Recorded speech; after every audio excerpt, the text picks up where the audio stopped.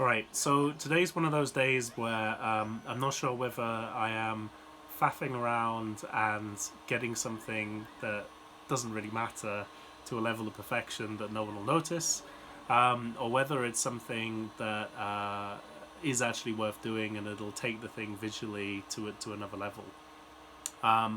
The third option, which I think is less discussed, is that sometimes you're doing something because you're also wanting to push yourself and see whether something can be achieved, and then you've kind of gone through that burn-in of knowledge and you understand it. So anyway, the thing I'm basically alluding to is what you often see on tools like this, which is this little line going between two different things. Sometimes basically called I think it's called a witness or a sort of styling gap, these sorts of things. But essentially, it's one of those things that's almost unnecessary on new technology like this, where injection molding has come on to such a level that if you see this writing here, there's absolutely no gap there because it's been what's called a twin shot mold, which means they've injection molded probably the red first and then the black around it. And essentially the thing still remains is that by putting that little witness or gap around it deliberately, it sort of makes things feel sort of visually more comfortable on the transition. You can see I've got an Apple, even Apple is still using that gap deliberately to sort of give a difference, whereas if you just put it completely flush, it tends to almost draw the eye to any imperfection. So the irony is that if you looked at this mouse, let's say that this was out by 0.1 millimeter and this was out by 0.2, if you made that absolutely perfect and sit on top of each other, you'd notice it. Whereas if you give it 1 mil gap, then suddenly 1.1 versus 1.2 is almost impossible to tell. So, long story short, I'm basically trying to do this on the model by creating these little steps, which is what give that visual gap.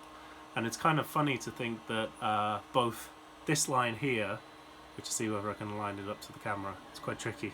But basically, take my word for it, that step is quite crisp and visually nice. And then, ironically, this is the same one done on a different edge, and it's really muddy and sort of blended. And it's just the peculiarity of the printer. Even though it's been printing in the same axis, I've got no idea why. So the other thing is also, today has been a sort of series of duff prints. These are actually some of the better ones. But I was trying with a replacement filament, as the one that came with it isn't available anymore and ships from Prague, takes 2 weeks, blah blah blah. So luckily I'd ordered not one but two alternatives, and I think the number 2 alternative, such a huge piece of wood, is actually looking pretty good so far, which is always a relief. So anyway, I'll probably sort of put some pictures when I eventually write this up, but let's see if it works. But I'm hoping to do something a bit better than just the two things butted up against each other, as what you'll get, and actually I've even made this a little bit better, but you essentially highlight all the inaccuracies, whereas if I manage to step them apart a little bit, then it looks much better. And of course it's much better again than having the gap with daylight coming through it. So even with this, you can see I've put a step on it, even though I don't think it's looking as good as it could.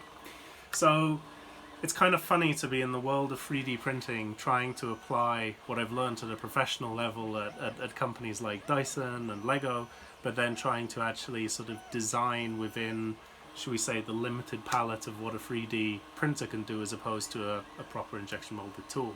But I'm finding it quite an enjoyable exercise, and I think it'll make it not just more fun for you to build if you want to do this in terms of open source, but I think also it's just nice to, try and find the virtue in the technology as opposed to sort of flogging a dead horse. So I'm quite excited to see whether I learn a few tricks through going through this process. But there we go.